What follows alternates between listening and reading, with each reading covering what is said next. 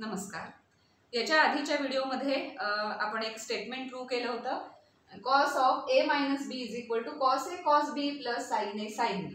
तर हे स्टेटमेंट आता आपण यूज करणार आहोत आणि अजून काही फॉर्म्युले प्रूव्ह करायचे आहेत. म्हणजे साइन ऑफ a मायनस बी असेल किंवा साइन ऑफ a प्लस बी असेल, तर हे ॲडिशन ऑफ अँगल जे आहेत त्याचे फॉर्म्युले काय आहेत ते ह्या स्टेटमेंटवरून आता आपल्याला प्रूव्ह करायचे आहेत. हे स्टेटमेंट यूज करणार आहोत. या स्टेटमेंटला आपण इक्वेशन 1 असं म्हणूया.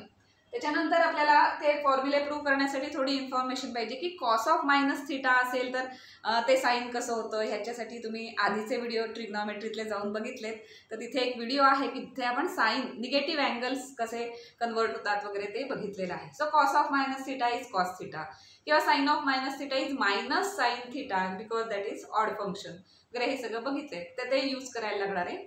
सो काय काय आपल्याला माहिती असायला हवं, तर साइन ऑफ π/2 मायनस थिटा असेल तर ते आपण कॉस थिटा म्हणून लिहू शकतो. म्हणजे हा जो अँगल आहे तो कॉस थिटा.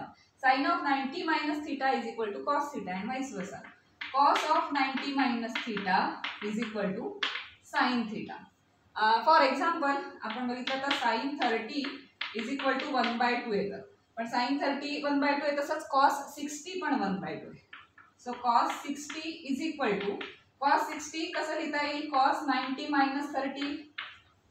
cos 60 ची व्हॅल्यू पण काय आहे 1/2 आहे आणि cos 60 can be written as 90 minus 30. काही चेंज नाही केलं, पण sin 30 ची व्हॅल्यू किती आहे 1/2. So which is equal to sin 30 means cos of 90 minus 30 is equal to sin 30 and vice versa. तसंच होतं. sin ऑफ 90 मायनस 30 केलं तर cos 30 ची व्हॅल्यू मिळणार आहे. सो हे दोन आपल्याला माहिती असायला हवं. आणि निगेटिव्ह अँगल कसे येतात, म्हणजे कॉस हे इव्हन फंक्शन आहे त्यामुळे कॉस ऑफ मायनस थिटा हे कॉस थिटा होतं आणि साइन हे ऑड फंक्शन आहे. So sine of minus theta म्हणजे मायनस साइन ऑफ थिटा असं असतं. तर हे सगळं यूज करून आता आपण काही फॉर्म्युले प्रूव्ह करायचे. फर्स्ट फॉर्म्युला घेऊया आपण, sine of A minus B. Sine of A minus B. आता ह्याचा अँगल आहे ए मायनस बी, तो आपण कॉस मध्ये कन्वर्ट करूया. कारण काय, कॉसचा आपल्याला फॉर्म्युला माहिती आहे इक्वेशन 1 वरून, तो आपल्याला अप्लाय करता येऊ शकतो. त्यामुळे आपण याचं कॉस मध्ये जर कन्वर्ट करायचं असेल तर लिहायला काय लागेल, cos of π/2 minus this angle bracket घालूया A minus B.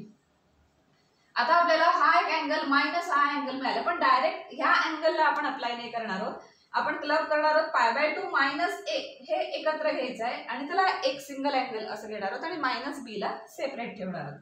So which is equal to cos of π/2 minus A minus minus sine तसं ठेवायचं इथे मायनस बी हा सेकंड अँगल.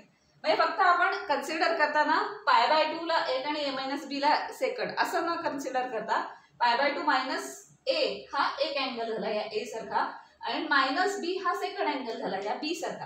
आता आपण इक्वेशन 1 वरून ए मायनस बी चा फॉर्म्युला इथे अप्लाय करू शकतो because this is one angle and हा सेकंड अँगल आणि मध्ये मायनस साइन आहे. So equation 1 from equation 1 we can write cos a means cos π/2 minus A, cos b म्हणजे cos of minus B plus sin a sin π/2 minus A into sine B म्हणजे second angle sine of minus B. हे कशावर मिळालं, from equation 1. त्याच्यावर आपण हा formula इथे apply केलेला आहे. आता आपल्याला थोडं बघायला लागेल की कॉस ऑफ π/2 मायनस ए म्हणजे काय लिहिता येतं, साइन ए साइन थिटा ना, cos of π/2 minus theta. So sine A into cos of minus B. Cos of minus B आणि कॉस बी दोन्ही सेम असतात त्यामुळे cos B plus sine of π/2 minus theta म्हणजे मायनस ए म्हणजे काय येणार ते cos of A. π/2 minus A ना, so cos A and sine of minus B म्हणजे मायनस साइन बाहेर येतं, ते मायनस साइन आपण या सगळ्याला इथे मायनस कॉमन लिहूया म्हणजे आता ते साइन बी. आणि हा फॉर्म्युला तयार झाला आहे साइन ए कॉस बी मायनस कॉस ए साइन बी.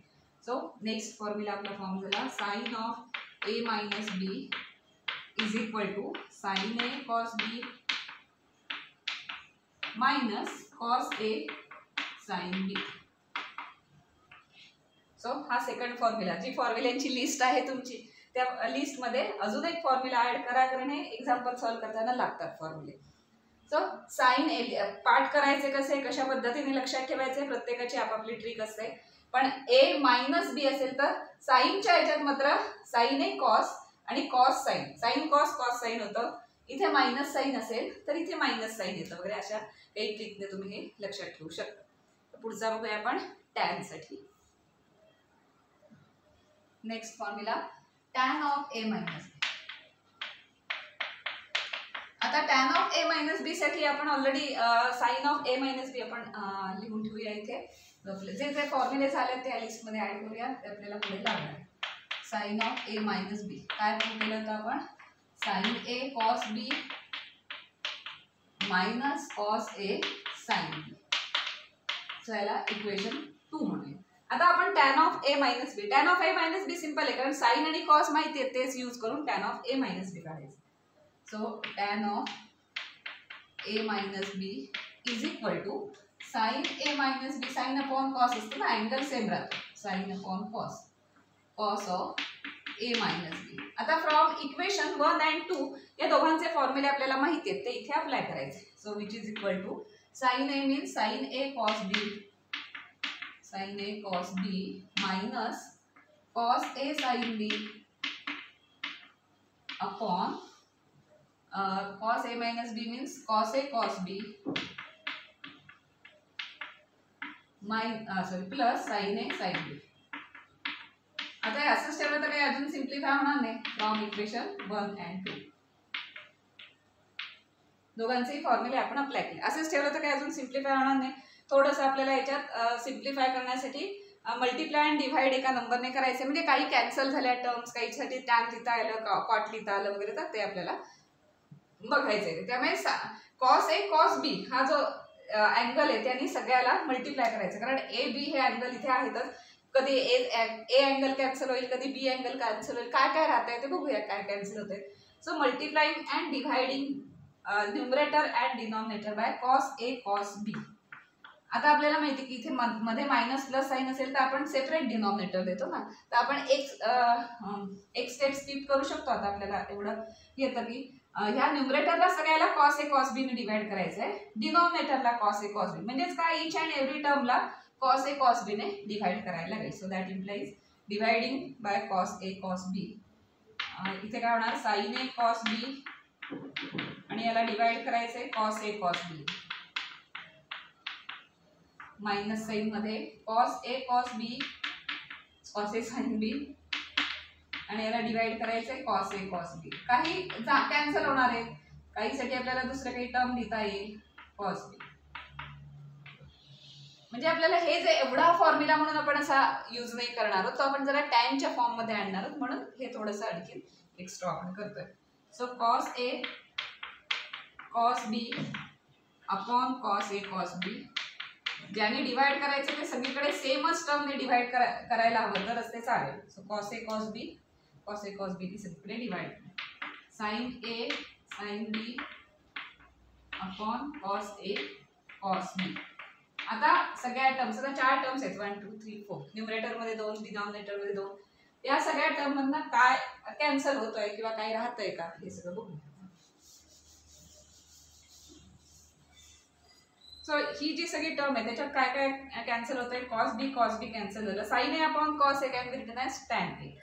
इथे काय काय कॅन्सल होतंय? कॉस ए कॅन्सल झालंय, इथे कॉस ए अँड कॉस बी बरंचसं कॅन्सल होतंय. इथे काहीच कॅन्सल होणार नाही, पण साइन अपॉन कॉस हे एकत्र घेता येईल आणि हे साइन अपॉन कॉस एकत्र.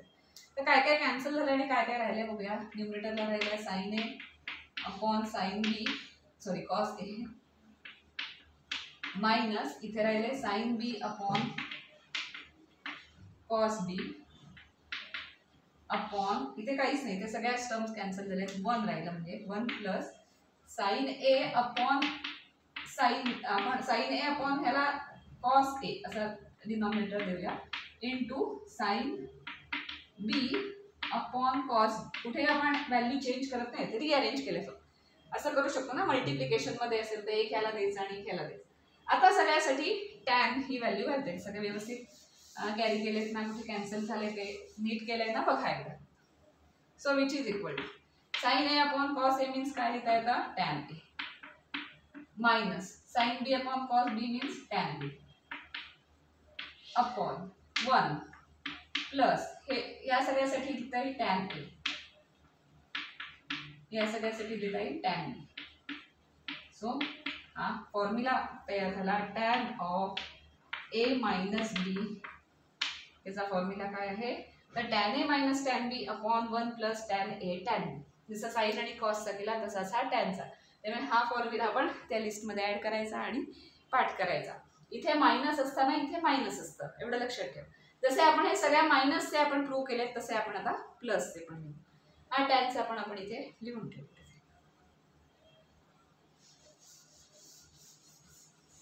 टॅनचा पण आपण प्रूव्ह केला. So tan of A minus B is equal to tan a minus tan b upon 1 plus tan a into tan b. Simple आहे तसे लक्षात ठेवायला.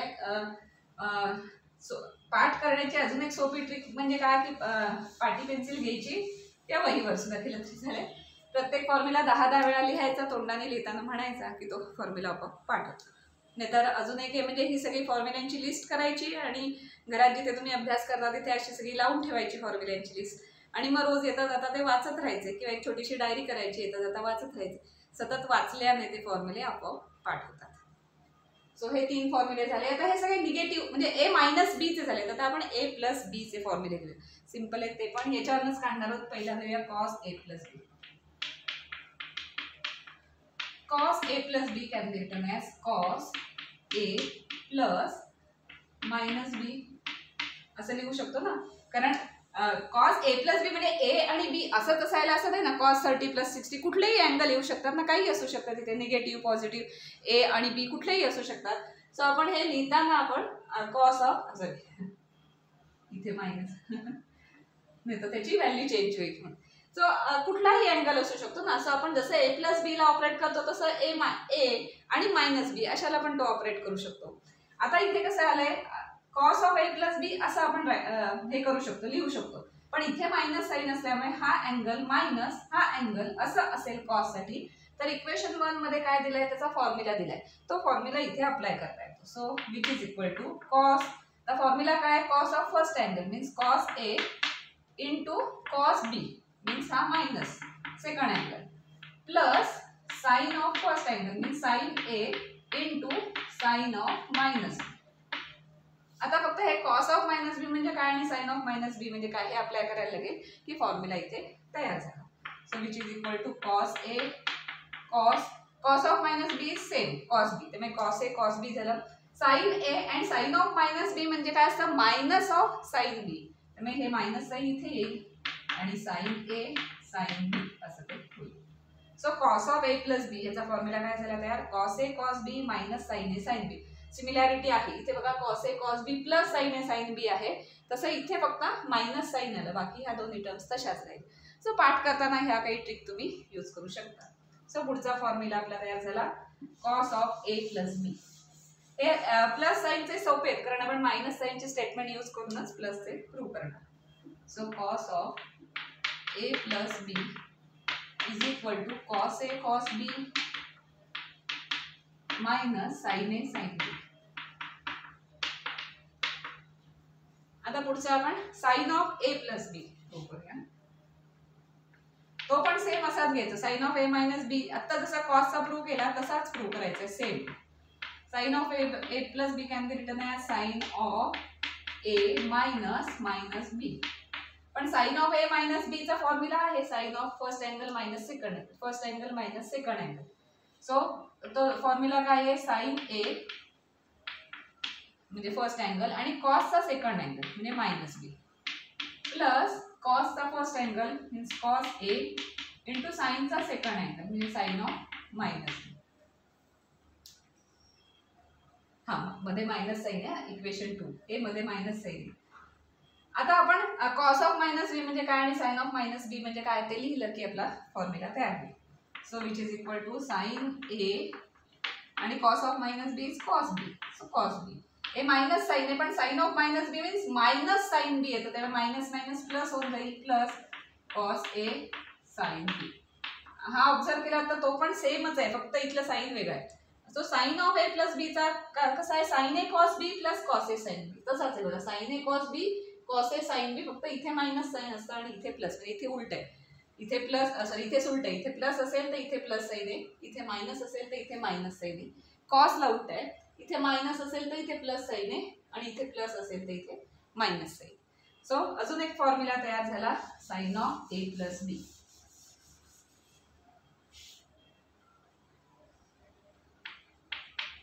Sign of A plus B is equal to sine A cos B plus sine A cos B sine cos A sine B. आता तसाच tan a minus बी आहे, त्याच्यावरूनच tan a plus बी पण काढता येईल. So tan a plus B is equal to काय लिहिता येईल, tan of a minus minus B. Same तसंच यूज करणार. So which is equal to tan a means first tan a minus काय येणार आहे tan b म्हणजे second tan of minus B upon 1 plus tan first angle tan a into tan second angle tan of minus B. आता जसं साईनचं आहे तसंच tan पण odd function आहे, त्यामुळे tan of minus B is minus tan b असं येतं, त्यामुळे ते मायनस साईन बाहेर येईल. So which is equal to tan a आणि हे मायनस साईन इथनं बाहेर येताना मायनस मायनस प्लस होईल, tan a plus tan b होईल अपॉन 1 मायनस. आता इथे प्लस साईन आहे पण tan ऑफ मायनस बीचं मायनस साईन बाहेर येणार, त्यामुळे इथे मायनस साईन येईल 1 minus tan a tan b. So आपण tan of a plus b चा आपण फॉर्म्युला इथे प्रूव्ह केलेला आहे. हे प्लसचे फॉर्म्युले हे सगळे आपण मायनस वरनच घेतलेत, कारण हा अँगल आपण असा लिहू शकतो म्हणून. सो पुढचा फॉर्म्युला फॉर्म झाला, tan of a plus b can be written as tan a plus tan b upon 1 minus tan a tan b. So addition of अँगलचे हे 6 फॉर्म्युले आहेत. हे 6च्या 6 फॉर्म्युले लक्षात ठेवायचे, पाठ करायचे. कसे डिराईव्ह केले तर ह्या 2 व्हिडिओजमध्ये आपण ते बघितलेलं आहे.